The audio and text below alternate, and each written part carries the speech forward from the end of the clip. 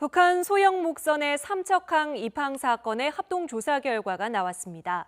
임무를 잘못 수행한 건 맞지만 그 잘못을 덮으려 하진 않았다. 이렇게 정리할 수 있겠는데요. 국방부 장관이 또 한 번 국민 앞에 고개를 숙였지만 논란을 다독이기엔 역부족인 것 같습니다. 나이트포커스 장성철 공감과 논쟁 정책센터 소장, 박창환 장한대 교수 나오셨습니다. 두 분 안녕하세요. 네, 안녕하십니까. 네, 두 분은 오늘 합동조사단 발표 어떻게 보셨는지 주제어 영상 보고 이야기 나눠보죠.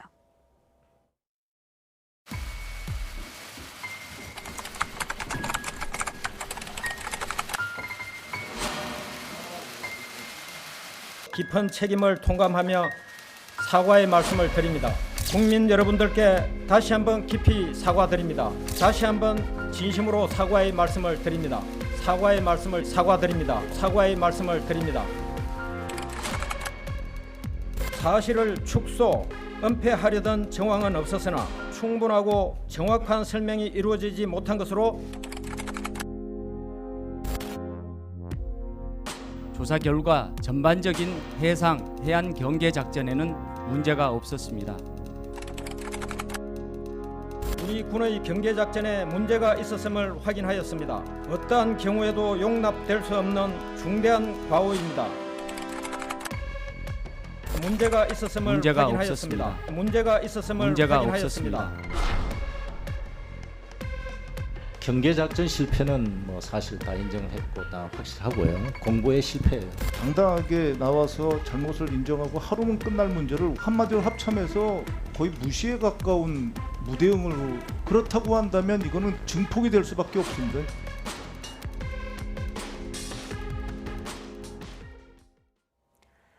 네, 정경도 국방부 장관이 오늘 대국민 사과문을 발표했고요. 일단 이번 사건 경계 실패에서 비롯된 것으로 결론을 내린 상황입니다.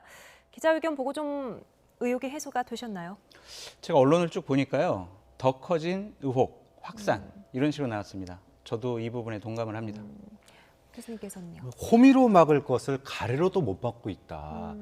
국민들 누구나 다 북한의 네. 목선이 아무런 제지도 받지 않고 삼척항에 들어와서 일반 국민들과 대화하는 장면, 이것을 다 봤는데 경계에 문제가 없었다라는 그 1차 브리핑이 정말 어떻게 나올 수 있는 건지, 네. 이런 부분들에 대해서 그 당시에 이런 부분들에 대해서 만약에 시인을 하고 그리고 엄중문책하고 재발 방지 대책을 세우겠다 이렇게 얘기했으면 이렇게 커질 문제가 아니었는데, 정말 이제는 호미로도 못 막고 가래로도 못 막는, 그러면서 왜 그러면은 그때 그걸 덮었는 경계 작전에 문제가 없었는지라고 하는 그 의도가 뭔지라고 하는 이런 축소 은폐 의혹까지 이제 오히려 더 이게 일파만파 커지고 있고, 여기에 또 청와대까지 지금 개입이 됐지 않습니까? 그래서 정말 눈덩이처럼 이 의혹이 더 불어나고 있는 것 같아요. 네. 박 교수님이 잘 정리해 주셨는데요. 이 사건이 이제 의혹이 확산되고 국민적인 궁금증이 증폭된 것은 두 가지 부분이었어요. 그러니까 하나는 군 당국이 경계 실패의 책임을 희석시키고자 삼척항 인근에 표류하다가 발견됐다. 이런 식으로 처음 발표했거든요. 이거의 의혹의 첫 번째 출발점이었고요. 두 번째는 17일 국방부의 첫 브리핑 당시에 잘못된 내용을 전달했습니다. 이 부분에 청와대 안보실의 직간접적인 개입이 있었느냐 없었느냐, 이 부분이 의혹의 핵심이거든요. 오늘 발표로 이 부분이 의혹이 해소가 되질 않았습니다. 두 분 다 그러니까 오늘 기자회견만으로는 국민적인 의혹을 모두 해소하기에는 조금 역부족이었다라는 말씀을 하시는 것 같은데요. 애초에 축소 은폐 논란이 불거진 것은 국방부가 말을 자꾸만 바꿨기 때문이죠. 오늘 발표도 지난달 17일 합참의 발표와는 정반대였습니다. 들어보시죠. 합동조사단의 조사 결과 우리 군의 경계작전에 문제가 있었음을 확인하였습니다. 경계작전 실패는 어떠한 경우에도 용납될 수 없는 중대한 과오입니다. 우리 군은 지난 6월 15일 06시 50분경 북한 소형 선박 한 척이 삼척항 인근에서 발견된 경위를 조사하였습니다.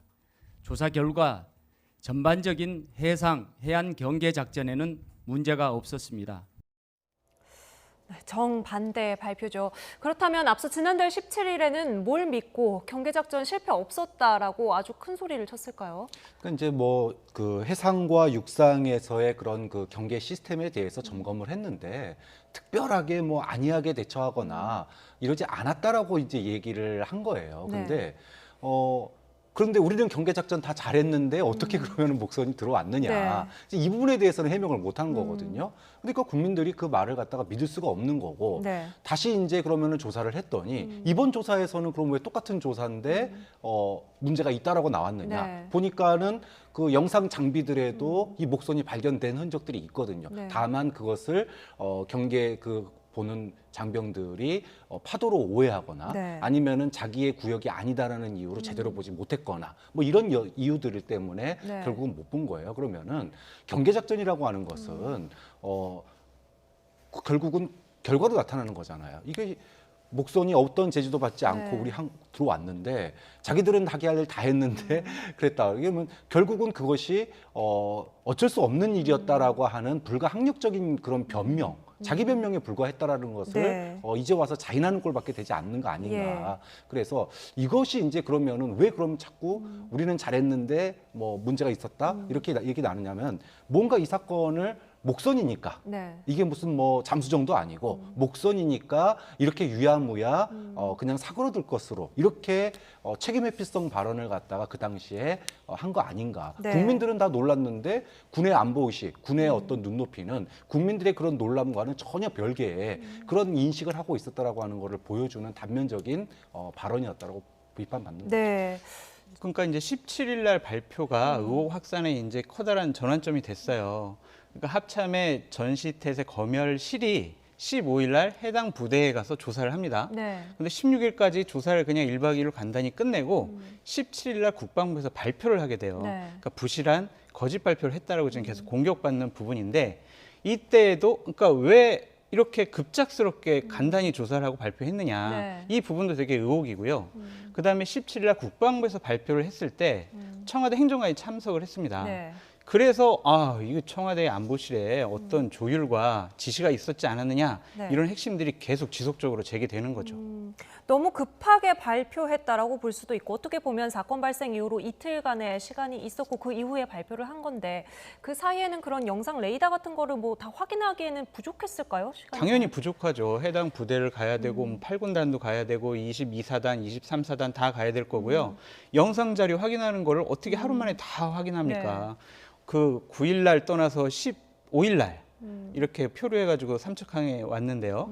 그거를 1박 2일 동안 확인했다는 것은 부실 수사 그런 의혹을 당연히 받을 수밖에 없습니다. 성급한 발표였고 그렇다면 왜 그렇게 성급하게 발표해야만 했는가 이 부분이 의혹이라는 말씀이십니다. 자, 정부도 용어와 같은 일부 표현에서 부적절한 점이 있었다라고 인정하기도 했습니다. 내용 들어보시죠.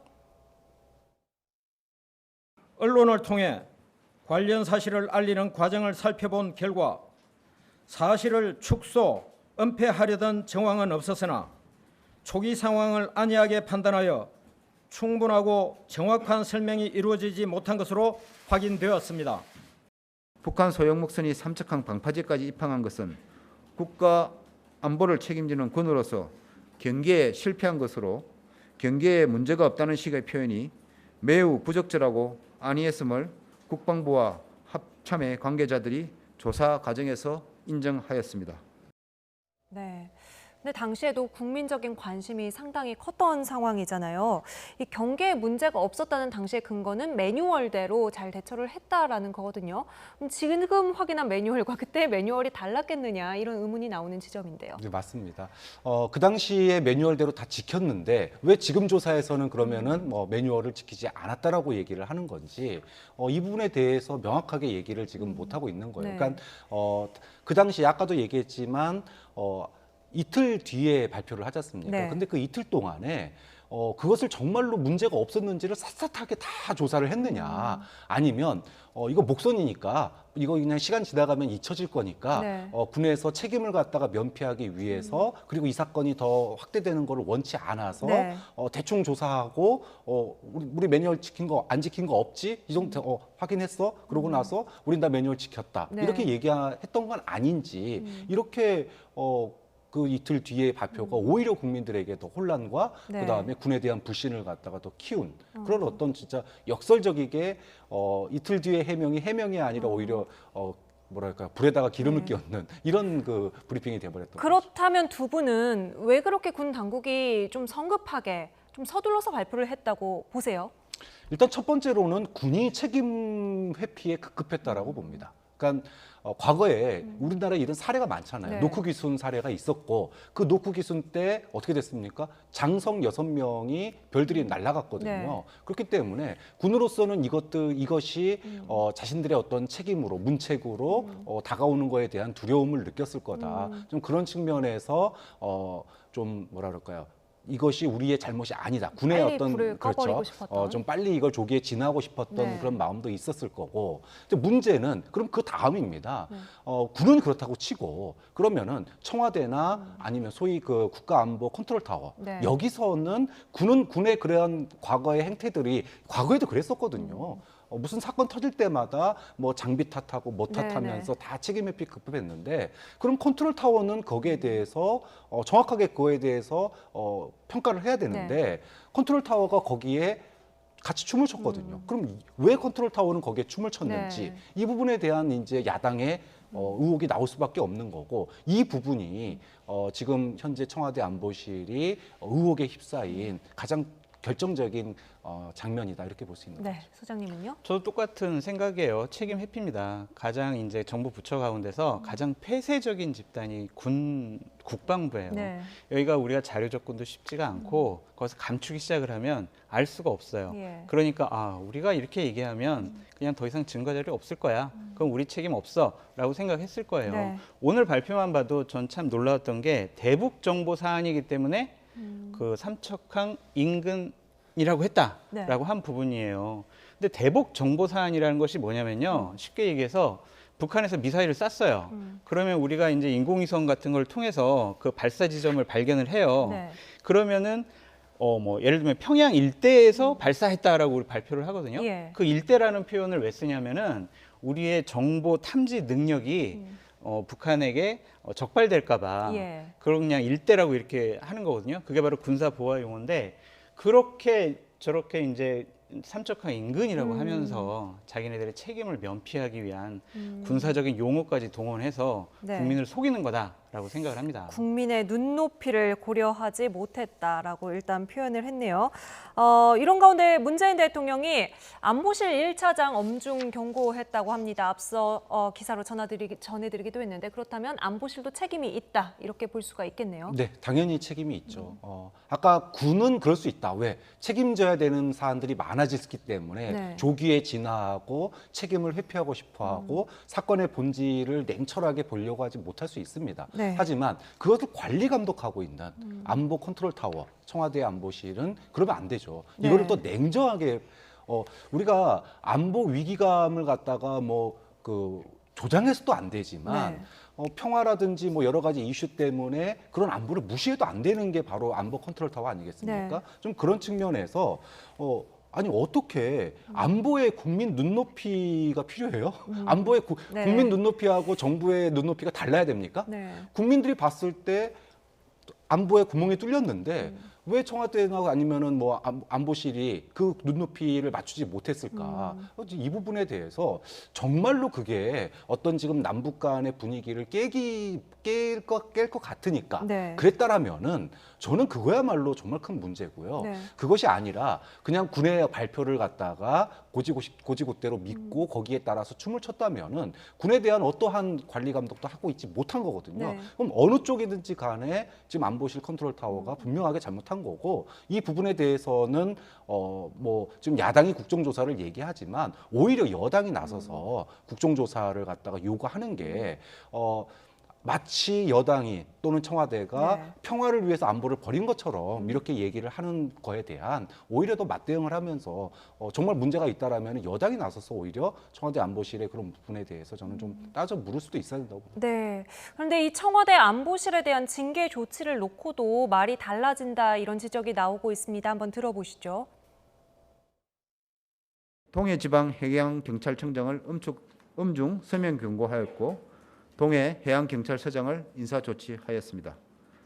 청와대도 안보실에 대한 자체 조사 결과를 토대로 곧 조치를 할 예정입니다.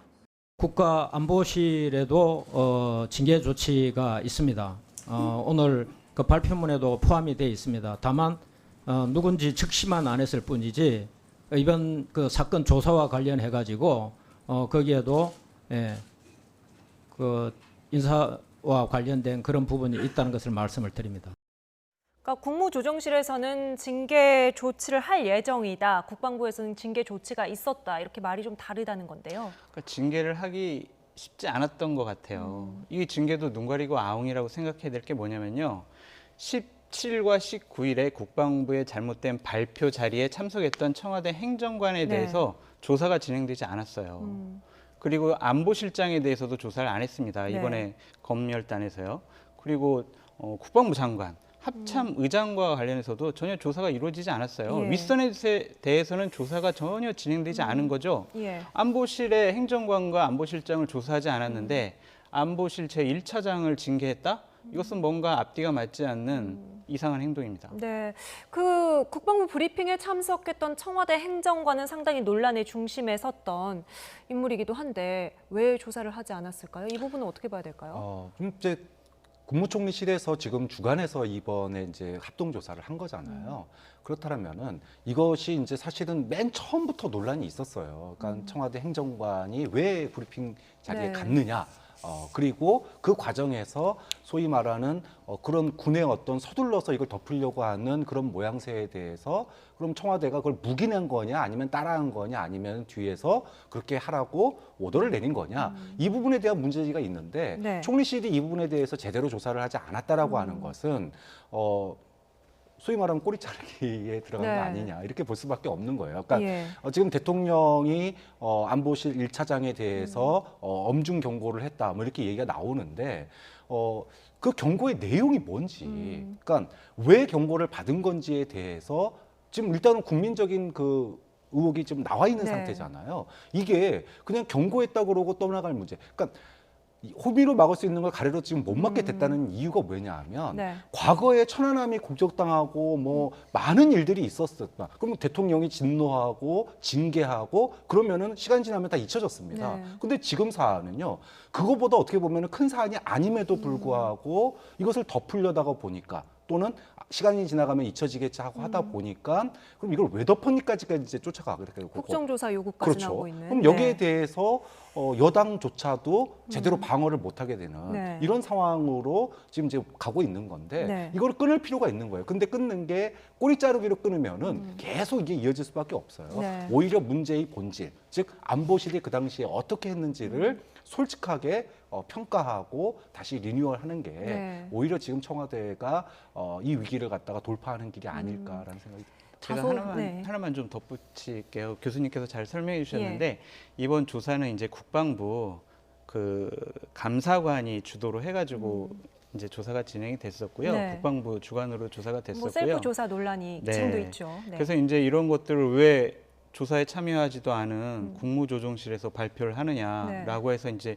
또 뭘 숨기기 위한 거냐라고 또 은폐 의혹이 네. 또 지금 또 확산되고 있는 상황이죠. 예, 그러니까 지금 뭐 오늘 국무총리실에 출입하는 기자단이 성명을 냈습니다. 오늘 오전 7시야 기습적으로 오늘 브리핑이 있다. 합동조사 결과 발표를 총리실에서 하겠다. 이렇게 발표를 했다는 거예요. 많은 기자들이 당연히 국방부에서 할 거라고 생각을 했었는데 네. 총리실에서 갑자기 진행을 하게 되면은 기자들도 질문할 준비가 안 되어 있고 또 이 전문적인 내용에 대한 공부가 전혀 안 되어 있는 상황이었거든요. 총리실에서 하겠다는 결정은 어떤 이유에서 내렸을까요? 명분은 있습니다. 명분은 이게 이제 당시 혼선이 빚어졌던 게 맨 처음에 발표는 해경이 했었고요. 그 다음에 통일부에서 또 한 번 발표를 했죠. 그리고 그 국방부에서 또 브리핑을 네. 했고 이렇게 이제 관련된 부서가 이것의 발표에 관련된 부서가 여러 곳이다 보니까 이것을 갖다가 종합적으로 대처한다라고 하는 종합적으로 보겠다라고 하는 측면에서 총리실에서 뭐 한다 이렇게 할 수도 있는데 네. 문제는 그랬으면은 그 결과에 대해서 가장 많이 알고 있고 논란의 핵심에 서 있는 거는 국방부 쪽 기자들이나 네. 국방부 쪽 관련된 사람들이 가장 많이 알고 있거든요. 그래야지 정확한 질문을 그렇죠. 던질 근데 수가 총리실에 있었을 있는 텐데. 기자들은 거기에 대해서 표면적인 것만 알지 지금 뭐가 문제의 핵심인지를 잘 모르고 있는 상황에서 브리핑하고 질문하세요. 그러면 또 어떤 질문을 합니까? 네. 그러니까 기자들이 항의를 한 건데 좀 뭐라 그럴까요? 지금 전반적으로 이번 목선 문제가 여기까지 갈 사안이 아님에도 불구하고 뭘 덮기 위해서 지금 여기까지 지금 뭐라 그럴까요? 계속 이렇게 수세에 몰려서 예. 청와대가 가고 있는 건지 이제 그 부분이 좀 상당히 이제 오히려 이제 향후에 청와대의 발목을 잡을 가능성이 예. 오히려 크다.